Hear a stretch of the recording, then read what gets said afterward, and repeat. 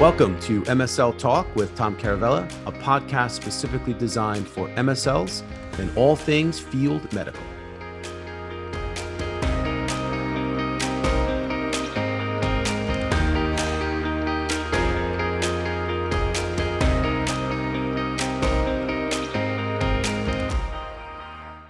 Hey everyone, welcome to the podcast. My guest today is Canal. He's Senior Director of Regional Medical Affairs at Xeris Pharmaceuticals. And we talk about how to find opportunity in a saturated market through non-conventional path. And he is awesome. You guys are going to love this.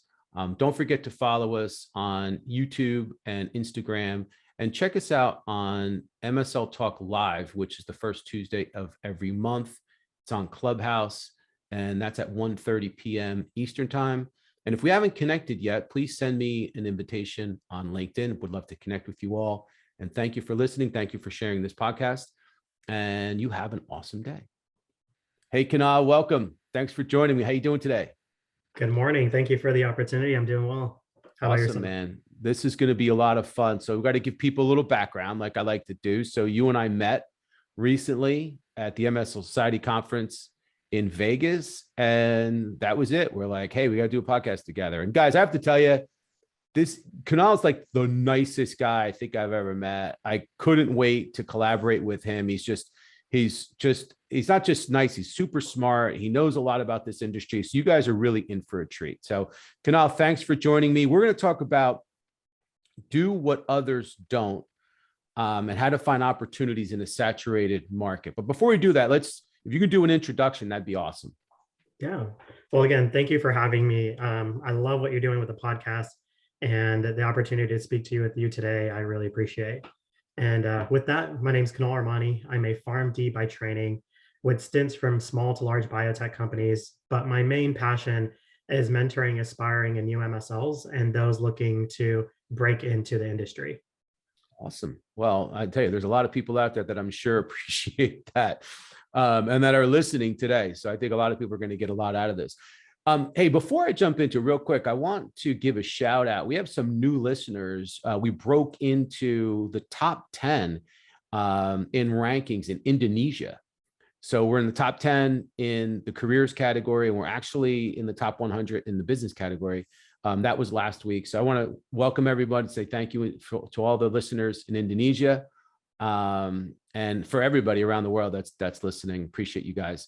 All right. So real quick, let's jump into it. Let's go back to the beginning. Like, what made you transition to industry? Let's start with your story. Yeah, so that's a great question. When I think my journey, like you said, is looking for opportunities where people aren't looking. And it started out in pharmacy school. I think even now, being 10 to 15 years out, is majority of the pharmacy schools push either clinical or retail. But having my experience during school, I realized that those are two tracks that I didn't necessarily want to do, whether that was through my rotations or internships and things like that. And while in school, I took the opportunity to take advantage of what the University of Arizona had to offer. And one of the things that they did is they have an Arizona Poison Control Center, which is at that time, and I think still is, part of the College of Pharmacy. And at that time, when looking for internship positions, nobody really thought about that. And I was trying to find things to do. But if you can imagine, we're in a small town and there's only so many opportunities with about 300 students that are looking for those types of positions. And not to mention, you're competing potentially against new grads. And with that, I started asking around different preceptors, different professors, and came to find out that in the College of Pharmacy itself, there was Arizona Poison Control Center. So I got some experience there. And I thought it was really neat because you start to identify and help patients on a one-on-one basis, but it wasn't direct patient care. And then going down that pathway, once I graduated, I had done a series of different rotations. So I got to do one through International Pharmacy, IPSF, which is like International Pharmacy Student Alliance or something like that, federation. And was able to see how pharmacy works at an international perspective, where I was able to be in Singapore for 6 weeks and identified, what does pharmacy look like there and how it compares and contrasts to here in the US. And just putting all that together, I realized that I wanted to make an impact on patient care but impact those who support patients themselves. Hmm. And in doing so, I realized the perfect fit would be something within pharma and biotech. And that's kind of what led me to get into medical affairs, sparking the interest. And then I had also done a rotation at ASI in their medical information department, which gave me a little bit of a flavor of what that looks like. Yeah. Well, and you leveraged this curiosity, it seems like, and you found a path, which I think leads me to my next question. So the topic that, and this was a topic you came up with, do what others don't. So talk about that. Like, what do you mean by that? Do you actually seek out things that other people aren't seeking out? I would say yes and no. I think it comes from necessity, Hmm. mainly from the fact that I've been in situations where there's so much saturation within whether it's a career path or what I'm looking to do, that you have to start looking outside of the box or what people potentially might not be doing Yep. to in order to either give you that experience, get that knowledge base to get to where you want to be. Yeah. And so, like I was saying, the example landing the Arizona poison control position, there was just too many students that I was trying to compete against. And I didn't really have, I wasn't from Tucson, Arizona, and a lot of my classmates had roots in Arizona. So they would either go back to Phoenix and get their intern hours there, or get experience from the hospital and retail setting that they were placed in. But I had to find something that other people weren't looking at, what opportunities were available, and how do I land that? Yeah. And through my IPPE, the program, I was able to be exposed to different opportunities, but this is the one that stuck, where I felt like it would be something different that not many other people could put on their resume at the time. And I was able to help develop and build that program for their interns. Yeah. That's awesome. I mean, we hear that term all the time, think outside the box. And it's like, well, what does that really mean? But you put a different spin on it, and you found an opportunity. And I think one of the keys is you looked for it, though. I think Yeah, one of the things I try to explain to people, and I try to influence folks that are, whether you're job seekers or you're just looking to build a career, is that you have to take control of your career. You're the true. one that has to take action. So obviously you're a perfect example, because you went out and said to yourself, well, I have to find different things, and I have to create opportunity, and I have to look for internships, and I have to see what's available, and then maybe take a bit of an unconventional path. And you were able to put together some really good experience young in your career. So how did you leverage that experience to get into medical? Obviously, you wound up in medical affairs. So talk about Yeah. that transition. How did that happen? Yeah, so that kind of is a similar story, where coming out of school, the only avenue that I knew of to land a commercial or in medical affairs, or even biotech, let's just say, was to do a fellowship. And at that time, the only fellowship that I knew of really was Rutgers. And during the mid-year, there's a program, so we did that. And for anybody who's listening, that is probably the most intense interview process I have ever been through. It's a Yeah. full day long interview and talking about yourself, figuring out how to answer situational questions. So that if you ever wanted to do some interview prep, call up one of those recruiters and ask them to say, hey, can you just grill me on one of these sessions? But after going through that whole process, I realized that I didn't necessarily want to be on the East Coast. I had a potential opportunity with Sanofi, but that was based in New Jersey. And I'm originally from the Bay Area. I'd already spent 7 years away from home. So I wanted to go back. And luckily, the Bay Area is a biotech hub in itself. And once I came back, I realized all of my connections were either through in Arizona, because that's where I went to school, but I didn't necessarily have anything within the Bay Area. And my mom works for Genentech, and she's been there for a while, but she wasn't able to, she introduced me to as many people as she could, but my lack of experience being a new grad and not having formal education within pharma outside of the 6 week stint that I had in medical affairs didn't really give me the leverage that I needed to land a position that I wanted. And so from that, it was really leveraging my internal network and professional network, and trying to figure out who those individuals were within where I was located. And that kind of helped me a little bit, and it opened the doors. But the two things that really helped, I think, were talking to recruiters, which I think is highly undervalued, those individuals have their pulse on everything that's going on within that specific region, what's happening within the industry, who's hiring, what the different markets are, who's buying who. And that was really a great source of information. And the one interview or sit down meeting that I had with that recruiter, she was able to kind of explain what the different departments are, where she thinks that I could be a good fit, how my background plays into those specific roles, and what my experiences I could leverage to excel within those. And doing that, I landed my first contract position. And that was really the first, my foot in the door to Mm. get experience. And I started with drug safety, I moved into med info. And it was also being humble because at a certain point, I was working as a drug safety associate in a position that I was highly overqualified for.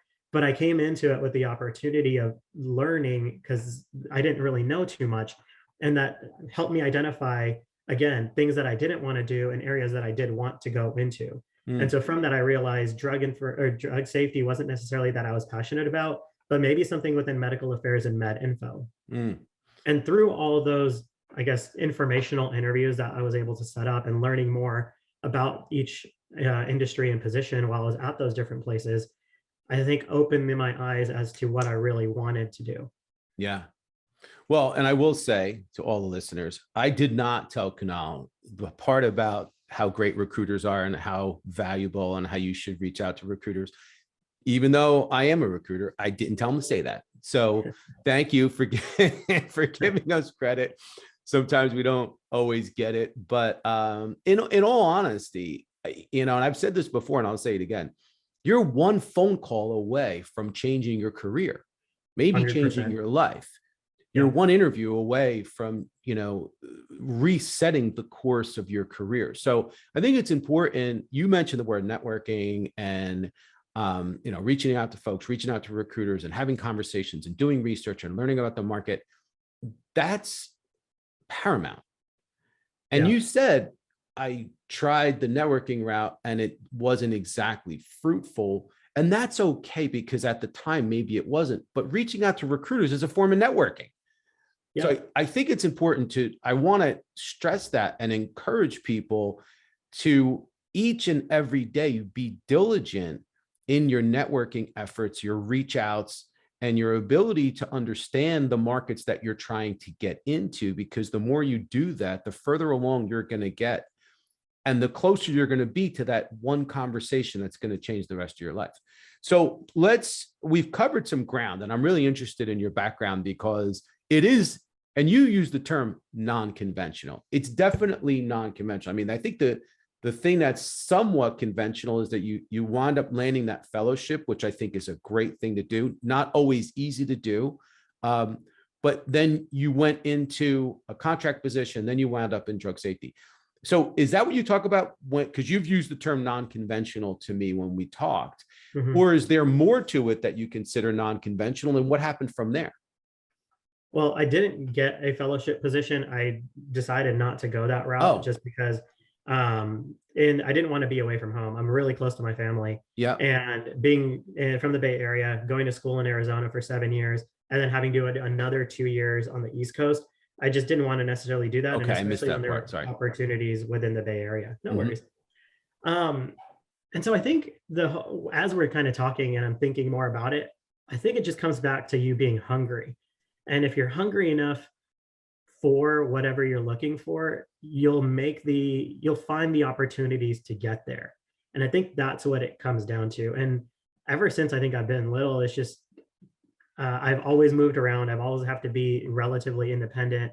And in doing so, I think it's had me adjust and kind of evolve to the point where, okay, if this is my goal and the paths that most people are taking is not working for me, then how do I figure out a way to get there through paths that other people aren't potentially looking at? And that's kind of what I was alluding to is first, I guess, like my first example would really be like getting into even college. I didn't necessarily have the best grades. I didn't necessarily have the best SAT scores. But when I was looking at pharmacy as a potential career option, the only two schools that were ranked really high in San Francisco, and then also Arizona. And out of those two, I wanted something that was a little bit different. Born and raised in the Bay Area, like California, I was experienced to that microclimate. And for those people who haven't been to California, it really is its own microclimate compared to the rest of the country.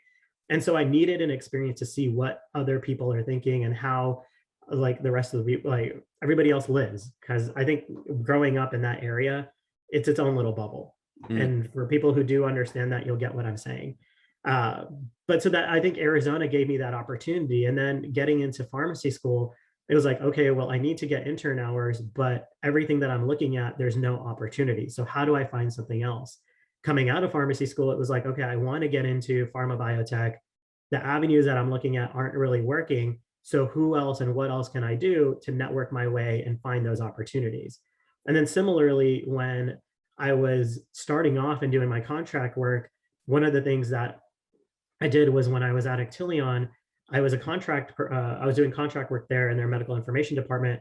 And so I took it upon myself to start setting informational interviews up with the medical affairs directors that were there.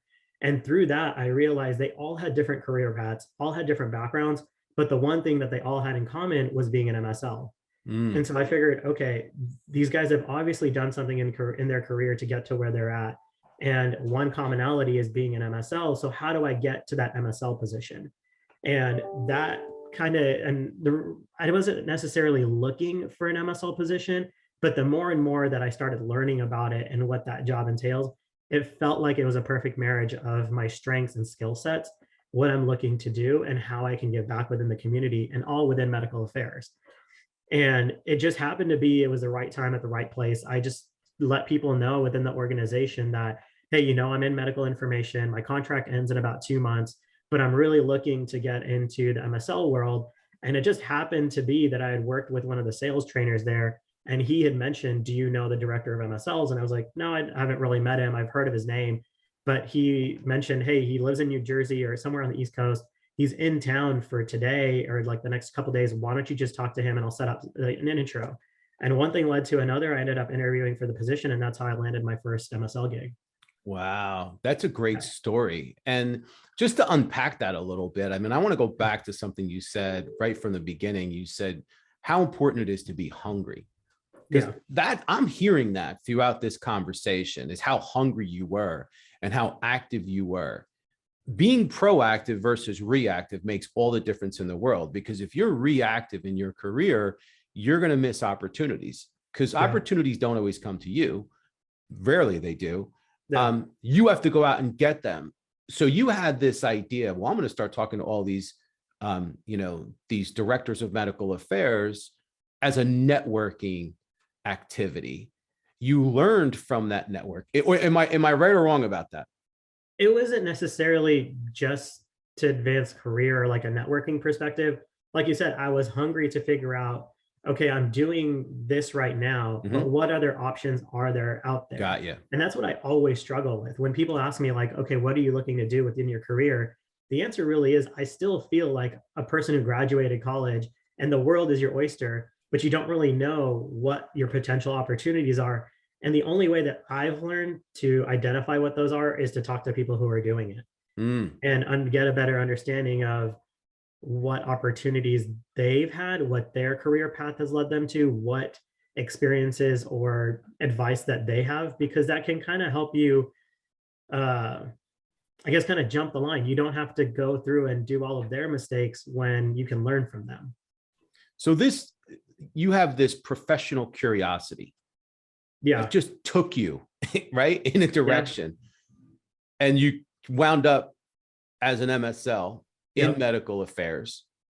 And so what happens next? Because you're a very interesting story, because you said to me, I want to talk about, doing what other people typically don't, and taking a non-conventional career path and finding opportunities where others may not. And I just think that that's such a profound statement.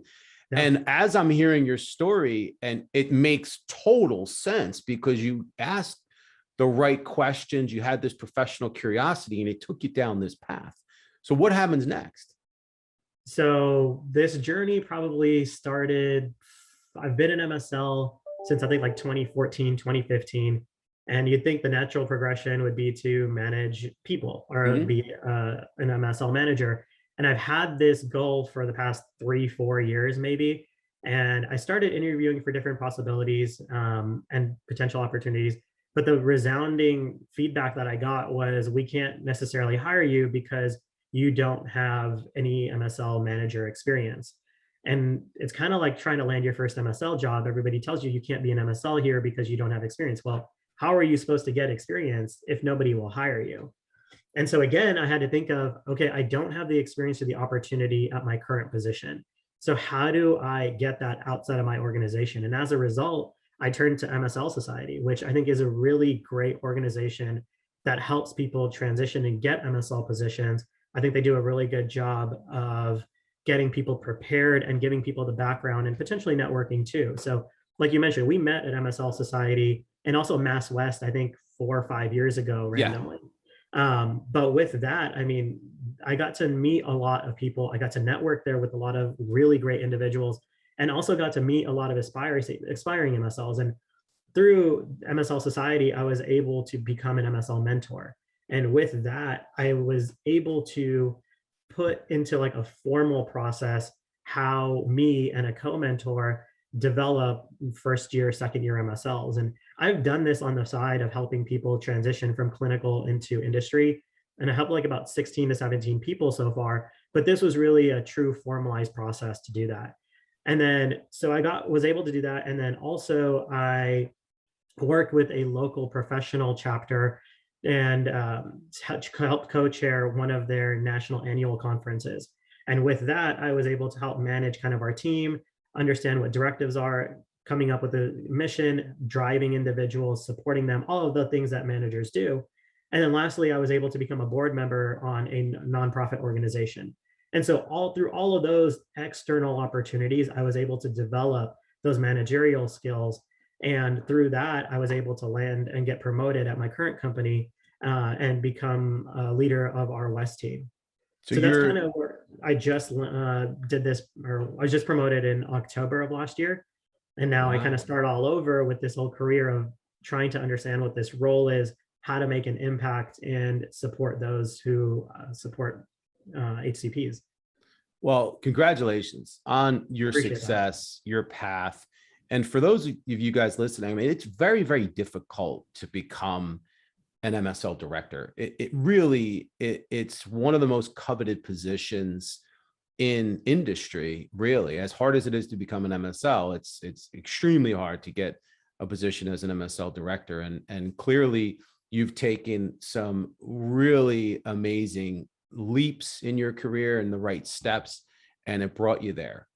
So since you've done it all and you have such a good breadth of experience and knowledge, and you kind of had this non-conventional roadmap, I see pharma's evolving, For obviously. sure. Yeah. So what do you see as far as opportunities for the medical affairs community, for MSLs and people in medical affairs? What do you see coming down the pipe? Yeah, I think COVID has really pushed forward this hybrid and in-person relationship that pharma has with the healthcare community. And through that, I feel like that's here to stay and it's going to only evolve furthermore. And the reason why I bring that up is pre-COVID, a lot of our interactions, I would say, speaking strictly from an MSL standpoint, was in person. But now you look, there's an ability to be in person, you can be hybrid, actually both, I would say. And then you have the opportunity to really bring our medical affairs home office people into the field. And Mm, what I mean by that is if I'm having a meeting with, let's say, a top tier KOL or even a community doc, and usually my home office colleagues in medical information or whatnot might not have the opportunity to come out and visit and talk to these people. And let's say we're creating a manuscript, right? Then I can have a meeting with this individual. While I'm there, I can just Zoom call my colleague and they can have a one-on-one discussion. And that way I'm really marrying the two worlds of home office and field together. And I think that's one of the main ways that we'll see medical affairs really evolve, where it's not strictly home office and field versus a hybrid between the two. yeah. I mean, we're seeing it now. It's Yeah, definitely, it's upon us. And I think that one positive thing that came out of COVID is that we were forced into adopting virtual tools and Yeah, technologies. It's expanded our capabilities. And by doing that, it's created these new opportunities that companies now are going to rely on. And I think it's going to open up a kind of a whole new world. But I do personally believe that there's still going to be tremendous importance on the live engagement piece of it. I for think sure. for relationship building and for the ability really to make an impact with engagements, I think that there's got to be the focus on live engagement. But again, that's a whole nother topic that Yeah. we'll save for our next podcast. So I know people are out there probably dying for me to ask you your opinion on what advice you have for folks that are breaking into industry, trying to find their first MSL position. Yeah, I appreciate the question. And I've thought about this a lot in both when being an MSL mentor through MSL Society and then those individuals who are looking to break in. And I think the biggest thing that I would say is educate yourself. And it's a multifaceted, I would say, pathway where you're talking to people, you're networking, definitely leveraging LinkedIn. You will not believe the amount of response that you will get from people. You might send out like 20 emails and you get a response of 5, but that's 5 people will give you a wealth of information that you had no idea existed before you talk to them. So I Mm, would say even blind messaging people on LinkedIn is really helpful. Definitely this podcast. I tell everybody now that if you want to break into the MSL career, you need to listen to this podcast. Start from the beginning, and while you're on a run or doing whatever it is, you need to listen to this because there's a lot of great insights that you can pull. And it's not even necessarily for people breaking into the career. I mean, I've been an MSL for so long, and I just happened to stumble upon your podcast and I started listening from the beginning. And I also gleaned a lot and was able to incorporate a decent amount as well. And I also touched on this, but recruiters, I think they're instrumental in helping people understand the lay of the land and also what different opportunities there are and how you can leverage your experience into the MSL role. And it's really highlighting the fact that you may not have the MSL experience, but you have the translatable skills. And that's what you really need to highlight when you're doing these interviews.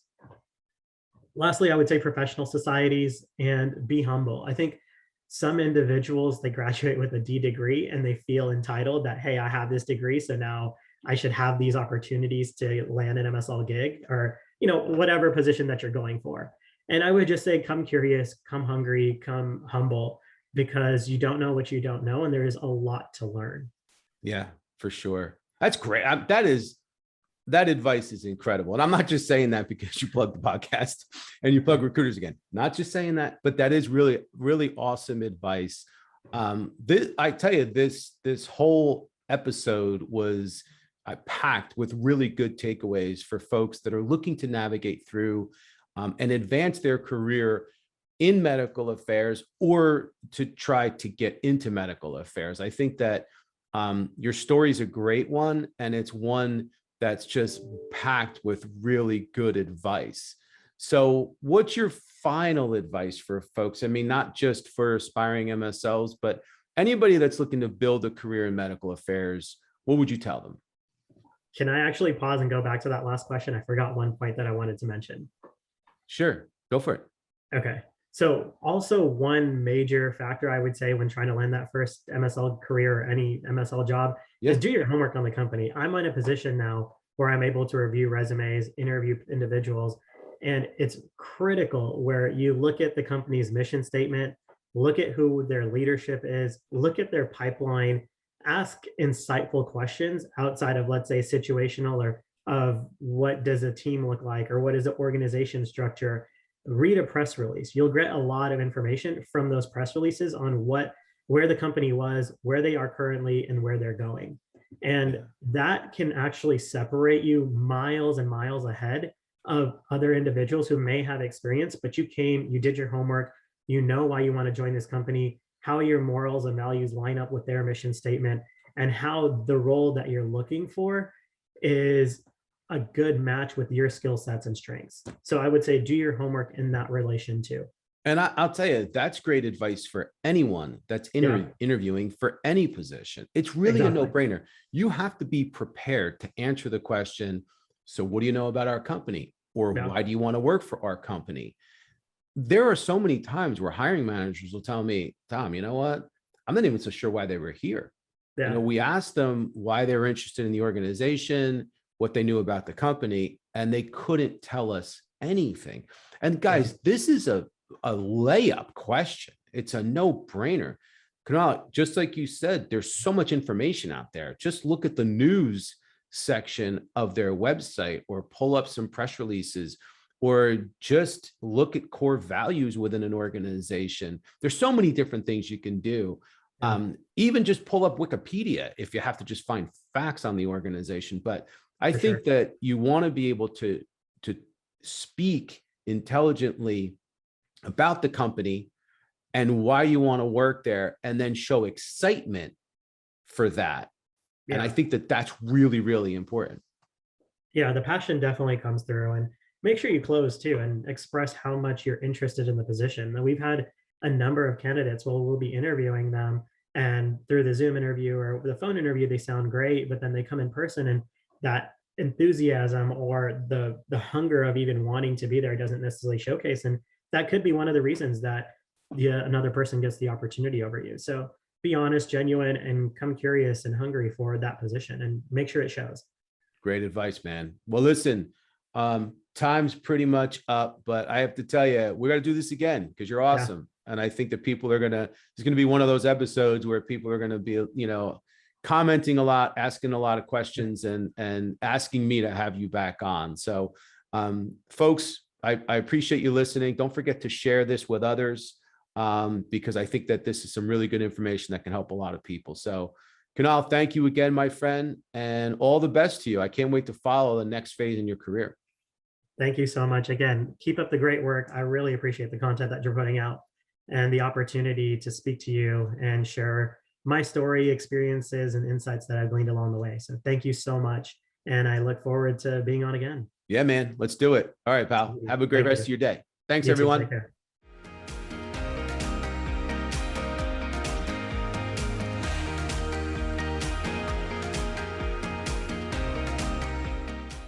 Thank you so much for listening to the show. If you've enjoyed it, please subscribe so that you don't miss episodes in the future. And feel free to leave a rating or a review or a comment.